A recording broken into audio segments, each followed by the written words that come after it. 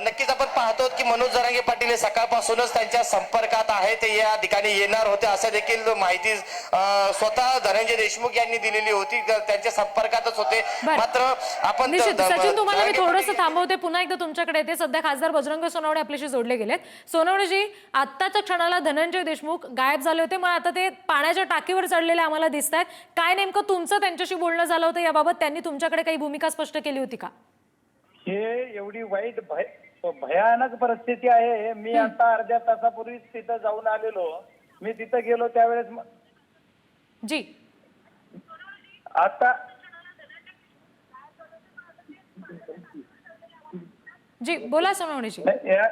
त्याच्यामुळेच आपल्याला मला वाटतं की एवढी भयावह परिस्थिती आहे. मी आता अर्ध्या तासापूर्वी तिथं गेलो असताना मला पोलीस यंत्रणेला पण विचारलं. मी गेलो तर तो मला भेटला नाही आणि कुठे गेलेत म्हणून सांगितलं तर कुणीतरी मला तिथं सांगितलं की आता भेटणार नाही, मला पप्पा माफ करा म्हणून कोणतरी बोललं. गर्दीत माझ्या लक्षात नाही, पण तिथे आलो तर कुणी मला तो भेटला नाही. आणि आता जर कळतंय की ते भेटला नाही, मी म्हणलं ठीक आहे, मी बीडला एसपी ना भेटायला आलोय. एसपी साहेब पण आता औदा पाहिजे कळतं 1 वाजता भेटू बोललेत मला.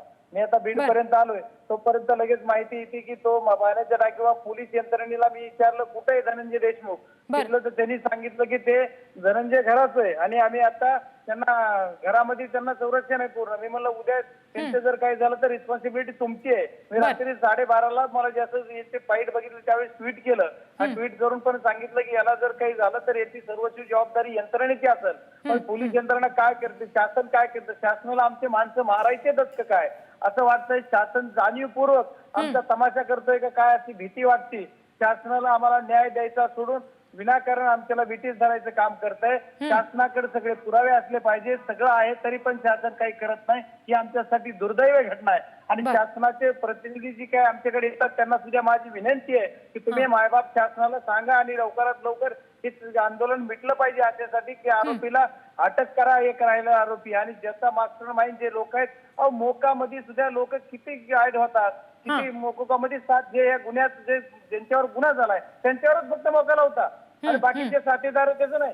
ज्यांनी आता त्या बाबा सिद्दीकीचा आता मी परत प्रेसला बोलणार आहे की एक साधा विषय होता तर कुणी 2,000 रुपये टाकले तर त्याला सुद्धा तुम्ही पकडून नेलंय, त्याचा उचलून नेलंय. इथं तर फार आरोपीला पळवून नेलेले माणसं भेटतायत, सगळं करतायत. मग संशयास्पद का वागते पोलीस यंत्रणा? सीआयडी काय करते म्हणायला? सीआयडी मध्ये अधिकारी फक्त मग यांच्या सगळे मर्जीतले बसवलेत का? एसआयटी मध्ये आम्ही संशय घेतला तरी एसआयटीतले सुद्धा नाहीये. मग असं का होतंय? एसआयटीतले अधिकारी सुद्धा बदलले जात नाही. देशमुख कुटुंबाला पण मुख्यमंत्र्यांनी सांगितलं की आम्ही तात्काळ बदलतो, नावं द्या. नावं दिले तरी बदलले नाही यांची. सोनवणेजी, आता तुम्ही म्हणालात की तुम्ही एसपींना भेटणार आहात, त्यांच्याशी बोलणं झालं. एसपींच्या कानावर तुम्ही ही गोष्ट घातली आहे?